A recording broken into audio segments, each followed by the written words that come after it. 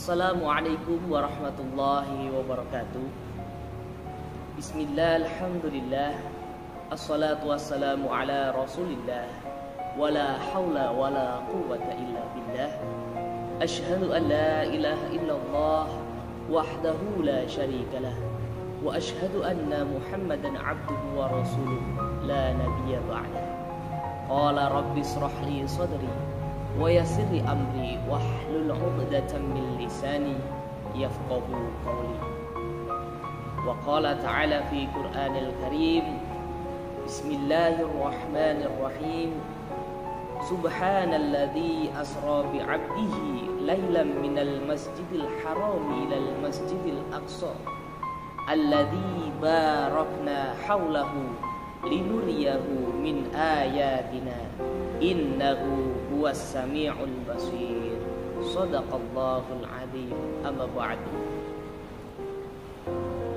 Bapak Ibu siswa-siswi SMP Al-Azhar 1 rahimakumullah, puji syukur kehadirat Allah Subhanahu wa taala yang telah memberikan kita segala nikmat sehingga kita bisa melaksanakan ibadah sampai dengan hari ini dalam keadaan sehat walafiat dan juga dalam keadaan iman yang sangat kuat.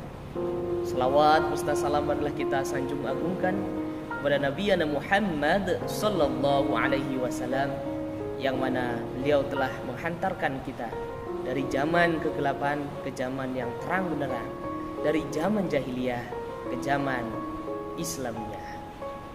Bapak Ibu siswa-siswi SMP Al-Azhar rahimahullah, pada kesempatan kali ini izinkanlah saya Muhammad Sufyan akan menyampaikan sekelumit kisah tentang Isra Mi'raj Nabi Muhammad sallallahu alaihi wasallam, yang mana patut kita teladani karena beliau adalah suri tauladan kita. Bapak Ibu siswa-siswi SMP Al-Azhar 1 rahimahullah, Isra Mi'raj merupakan peristiwa yang sangat penting bagi Nabi Muhammad SAW. Begitupun bagi kita sebagai umatnya untuk bisa menteladani kisah yang ada di dalamnya. Para ulama sepakat bahwasanya Isra merupakan sebuah hadiah dari Allah Subhanahu wa taala kepada Nabi Muhammad. Kenapa Nabi diberikan hadiah?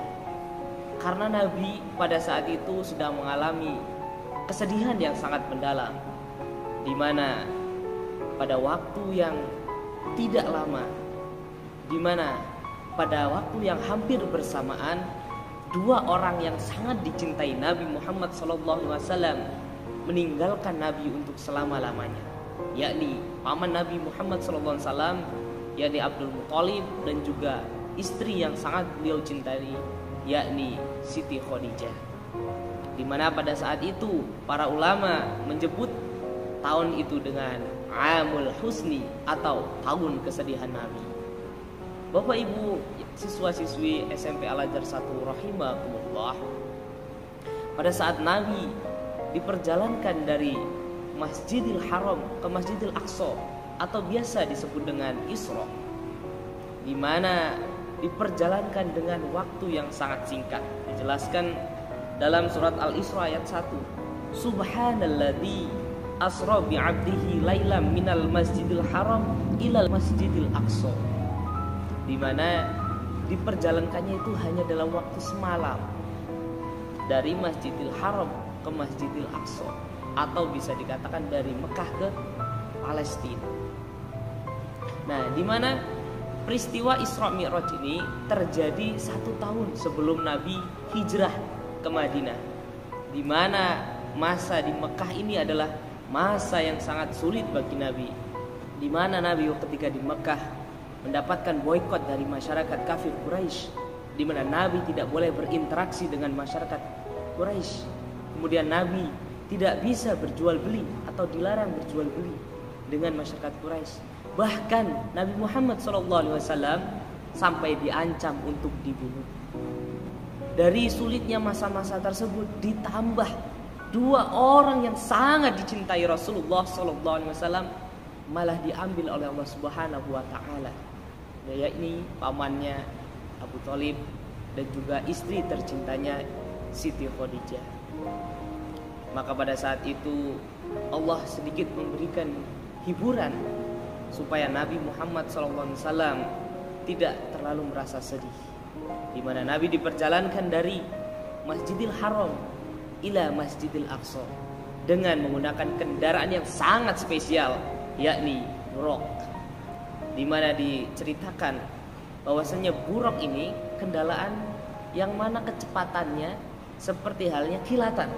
Jadi kalau kita membayangkan petir yang ada kilatnya, sret. Nah, disitulah begitu cepatnya buraq dalam berjalan. Bapak Ibu siswa-siswi SMP Al-Azhar 1 rahimakumullah.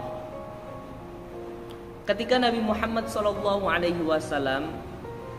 telah sampai di Masjidil Aqsa, kemudian Allah memerintahkan malaikat Jibril untuk menjemput Nabi untuk dibawa ke Sidratul Muntaha, yakni bertemu dengan Allah Subhanahu wa taala. Namun, di sini ada cerita yang sangat menarik atau kisah yang sangat menarik ketika Nabi Muhammad SAW sebelum berangkat ke Sidratul Muntaha atau berangkat ke langit yang ketujuh, yakni di mana Jibril membelah dada Nabi Muhammad SAW, kemudian dicuci dengan air Zam-Zam. Nah, di sini para ulama tafsir, beberapa ulama menafsirkan bahwasanya proses tersebut mengandung banyak hikmah atau banyak pelajaran yang bisa kita ambil. Yang pertama adalah Nabi Muhammad SAW adalah manusia biasa seperti kita, dimana ketika ada manusia atau makhluk ingin bertemu dengan Tuhannya, maka harus dalam keadaan bersih dan suci. Nah, dimana di situ Nabi Muhammad SAW dibelah dadanya, kemudian dicuci dengan air Zam-Zam. Di sini mengandung makna apa? Ketika manusia ingin bertemu dengan Tuhannya, maka dia harus bersih. Bersih dari apa? Bersih dari sifat syirik, bersih dari sifat dengki, bersih dari sifat iri, bersih dari sifat sombong, bersih dari sifat riya dan lain sebagainya, dari sifat-sifat yang buruk, di mana Allah adalah zat yang maha suci. Tidak bisa makhluk bertemu dengan Kholiknya atau penciptanya atau Tuhannya itu dalam keadaan tidak suci, masih dalam keadaan hatinya yang kotor. Nah, ini salah satu pelajaran yang bisa kita ambil. Maka dari itu, kita sebagai hamba ketika ingin bertemu dengan Allah, setiap hari kita berdoa, ya Allah, berikanlah hambamu ini wafat atau kematian yang husnul khotimah ya Allah, dan bisa menjumpaimu di surga ya Allah. Nah, doa kita tiap hari supaya kita husnul khotimah dan ingin berjumpa dengan Allah, karena kenikmatan yang tiada tara adalah ketika makhluk berjumpa dengan kholiknya. Namun apa syaratnya? Yang pertama harus suci hatinya, harus bersih. Yang pertama dari sifat syirik itu pasti, karena Allah tidak akan menerima makhluk yang mana menyekutukannya. Ya, menyekutukan Allah itu banyak macamnya. Satu contoh saja yang mungkin sering terjadi pada kita, namun kita tidak merasakannya. Kita merasa itu bukan syirik. Contohnya, ketika seorang manusia atau seorang makhluk dia merasa ada sesuatu yang kurang pada dirinya ketika tidak ada sesuatu tersebut. Nah, saya contohkan seperti ini. Ketika kita terbiasa kemana-mana membawa handphone, ya pasti Bapak Ibu siswa-siswi sekarang zaman digital, zaman modern, di mana handphone adalah kebutuhan ya primer, bisa dikatakan primer, karena kita segala sesuatunya sekarang digital, online. Nah, ketika kita setiap hari membawa handphone, ketika suatu saat handphone kita tertinggal, lalu hati kita ini merasa gundah atau merasa kurang atau merasa menjadi diri kita ini tidak seperti diri kita yang biasanya. Nah, hati-hati Bapak Ibu siswa-siswi, itu berarti dalam hati kita sudah ada handphone. Padahal yang harusnya ada di hati kita adalah Allah. Pernah nggak ketika kita lupa berzikir kepada Allah, lalu hati kita merasa resah. Ayo, pernah tidak? Tapi kalau HP kita ketinggalan di rumah, kita sudah berangkat pergi, sudah mau jalan-jalan ya sudah, atau pergi ke kantor atau pergi ke sekolah, tapi lupa membawa handphone, hati kita resah. Tapi kalau kita lupa sholat, kita lupa berzikir, hati kita tenang-tenang saja. Nah, hati-hati. Itu berarti perlu adanya pembersihan hati. Ya, Bapak Ibu rahimakumullah, siswa-siswi SMP Al-Azhar 1 yang soleh dan solihah. Jadi ketika Nabi ingin berangkat ke Sidratul Muntaha atau berangkat menemui Allah Subhanahu wa taala, Nabi Muhammad itu dibelah dadanya dulu. Padahal Nabi Muhammad kita tahu nabi yang sudah pasti maksum, terbebas dari dosa. Itu saja masih harus dibelah dadanya. Itu menunjukkan bahwa nabi itu manusia, di mana manusia pasti al-insanu mahalul khata' wan niswa. Al-insanu mahalul khata' wan niswa. Jadi ini manusia itu tempatnya salah dan lupa. Kemudian setelah dibelah, Nabi Muhammad SAW dibawa oleh malaikat Jibril bersama Burak ke atas, ke Sidratul Muntaha. Kemudian di tengah perjalanan ini ada sebuah kisah yang sangat menarik lagi. Nah, ketika dalam perjalanan tersebut Nabi Muhammad itu melihat sebuah pohon di mana pohon itu dipatahkan lalu tumbuh lagi, dipatahkan tumbuh lagi, dipatahkan tumbuh lagi.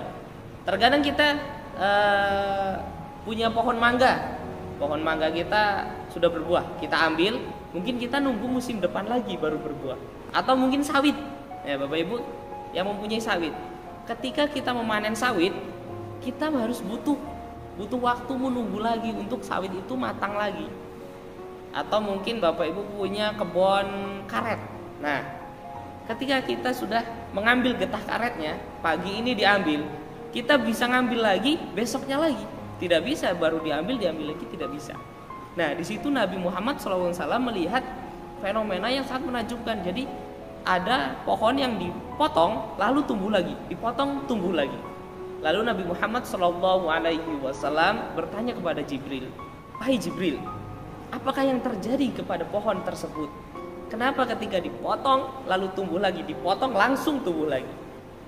Kemudian Jibril alaihissalam menjelaskan kepada Nabi Muhammad sallallahu alaihi wasallam, "Ya Rasul, beginilah gambaran ketika seorang mempunyai harta yang berlimpah lalu menginfakkannya ke jalan kebenaran atau ke jalan yang mana di situ amal ibadah atau amal jariah itu dilangsungkan." Contohnya, ketika Bapak Ibu mempunyai harta yang berlimpah, kemudian disodakokan untuk pengembangan atau mungkin membangun sekolah tahfidz atau mungkin memberi sarana dan prasarana dalam kegiatan penghafalan Al-Quran. Nah, di mana anak-anak tersebut di situ, lembaga tersebut, anak-anaknya menghafal Al-Quran. Nah, di situ berarti kan mengalirkan amal jariah. Jadi di situ digambarkan seperti pohon yang dipotong lalu tumbuh lagi. Jadi amal jariah itu tidak akan berhenti, mengalir, tidak akan berhenti tumbuh, akan terus.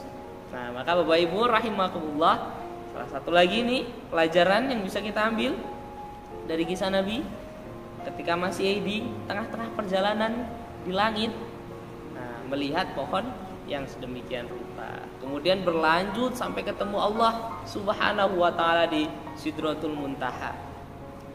Datang langsung disambut oleh Allah Subhanahu wa taala.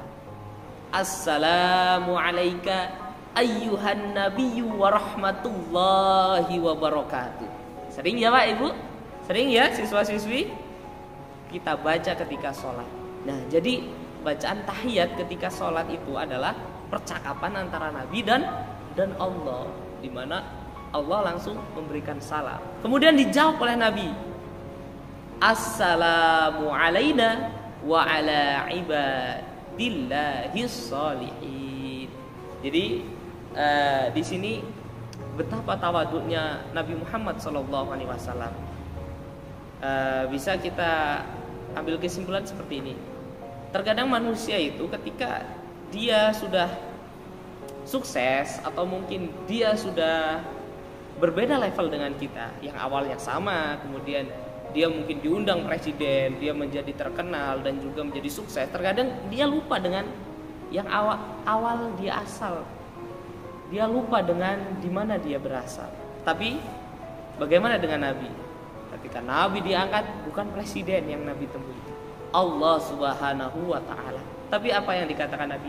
Assalamu alaina, selamatan untuk wa ala ibadillahis sholihin, dan selamat kepada ibadillahis sholihin, hamba-hamba yang soleh. Jadi di sini Nabi tidak lupa dengan kaumnya atau pengikutnya. Dia mendoakan hamba-hamba Allah yang lain, tapi dengan syarat min ibadikas sholihin. Salamu alaina wa ala ibadikas sholihin. Jadi di sana Nabi mendoakan juga hamba-hamba yang lain, namun dengan syarat yang sholihin. Jadi kalau kita ingin mendapatkan doa dari Nabi Muhammad SAW, maka kita jadilah hamba-hamba yang soleh. Bapak Ibu rahimahullah, siswa-siswi SMP Al-Azhar 1 yang soleh dan solehah, beberapa hal yang bisa kita ambil pelajaran dari kisah Isra Mi'raj Nabi Muhammad SAW. Ketika Nabi sudah bertemu dengan Allah Subhanahu wa ta'ala, maka di situ Allah memberikan perintah sholat sebanyak 50 kali dalam sehari. Masya Allah. Apa yang dikatakan Nabi? Dikasih tugas sholat 50 kali dalam sehari. Apakah Nabi menolak? Tidak. Nabi Muhammad SAW itu sangat tawadu, tidak pernah menolak. Nah, maka Nabi dikasih 50 kali sholat dalam sehari, ya beliau tidak menolak. Maka beliau turun lagi. Ketika beliau turun bertemu dengan nabi-nabi Allah yang lain, ditanya, apa perintah Allah? Sholat 50 kali. Nabi-nabi yang lain mengusulkan untuk minta keringanan kepada Allah supaya diturunkan, jangan 50 kali. Karena apa? Umat-umat terdahulu itu tidak mampu. Maka dari itu ya Nabi mengikuti saran para rasul-rasul terdahulu. Balik lagi Allah, sehingga bolak-balik akhirnya sampailah kepada 5 kali dalam sehari. Dan ketika turun bertemu dengan Nabi, nabi-nabi yang lain pun masih menyarankan untuk minta keringanan lagi. Tapi di situ Nabi Muhammad SAW sudah merasa sangat malu. Dari 50 turun ke 5. Ya kali kan, mau minta lagi jadi sekali kan. Ya, jadi akhirnya lah mendapatkan risalah, yakni untuk sholat 5 kali dalam sehari. Bapak Ibu rahimahumullah, siswa-siswi, anak-anak SMP Al-Azhar 1 yang solih dan solihah. Kemudian setelah itu Nabi Muhammad SAW kembali lagi turun ke Masjidil Aqsa, kemudian kembali lagi ke Masjidil Haram. Kemudian Nabi Muhammad mendakwahkan apa yang telah ia dapatkan dari Isra Mi'raj. Ia menceritakan. Namun apa yang terjadi? Malah masyarakat kaum Quraisy melempari Nabi dengan batu. Karena apa? Mereka tidak percaya dengan kisah Nabi tersebut, karena mereka menganggap tidak mungkin diperjalankan dalam semalam gitu loh, dari Masjidil Haram ke Masjidil Aqsa kemudian ke langit yang ketujuh. Namun untuk kita sebagai umat yang beriman kepada Allah Subhanahu wa ta'ala, kita wajib meyakini hal tersebut. Karena apa? Ya karena apapun yang manusia anggap itu mustahil, tapi ketika Allah berkehendak, maka ya tidak ada yang mustahil. Karena di sini dijelaskan dalam surat Al-Isra ayat 1, diawali dengan kalimat subhanalladzi Di situ Maha Suci Allah. Jadi yang menjalankan Nabi itu Allah. Subhanalladzi asra bi 'abdihi. Maha Suci Allah yang telah menjalankan abdihi. Apa abdihi? Hambanya. Lailam minal masjidil haram ilal masjidil aqsa. Nah, Bapak Ibu rahimakumullah, siswa-siswi SMP Al-Azhar 1 yang solih dan solihah. Jadi beberapa hikmah yang bisa kita ambil dari perjalanan Nabi Muhammad SAW. Yang pertama apa? Kita adalah makhluk manusia di mana tempatnya salah dan lupa. Maka dari itu ketika kita bercita-cita atau berkeinginan untuk masuk surga, ingin bertemu dengan Allah, maka kita harus bersih dari dosa, bersih dari sifat iri, dengki, ria, sombong, syirik, penyakit-penyakit hati. Kita harus bersih. Seperti halnya Nabi yang ingin berangkat ke Sidratul Muntaha harus bersih. Nah, setelah bersih apa? Kita juga dianjurkan apa? Mempunyai amalan jariyah. Di mana tadi Nabi ketika dalam pertengahan perjalanannya Nabi melihat pohon yang ditumbangkan atau dipotong, namun langsung tumbuh lagi, tidak ada jeda, langsung tumbuh, potong tumbuh. Nah, jadi kita harus punya amalan jariyah. Kita harus punya amalan yang diistiqomahkan. Ketika kita tidak bisa berinfak, kita tidak punya harta yang berlebih, maka kita amalkan istighosah, istighfar, banyak-banyak berzikir, diistiqomahkan. Kemudian apa? Ketika kita sudah bertemu dengan Allah, maka kita dilihat di sana ada Nabi bersifat tawadu. Maka kita sebagai manusia, dimanapun kita berada, siapapun kita, sudah menjadi apapun kita, ketika dengan makhluk yang lain itu pun harus tetap tawadu. Apalagi dengan guru-guru kita, orang tua kita, orang-orang yang berjasa pada kita. Jadi kita jangan melupakan jasa orang lain. Kemudian hikmah yang terakhir yang bisa kita ambil apa? Yakni apapun yang diperintahkan oleh Allah Subhanahu wa taala yang sudah dirisalahkan kepada Nabi Muhammad, kita jalankan.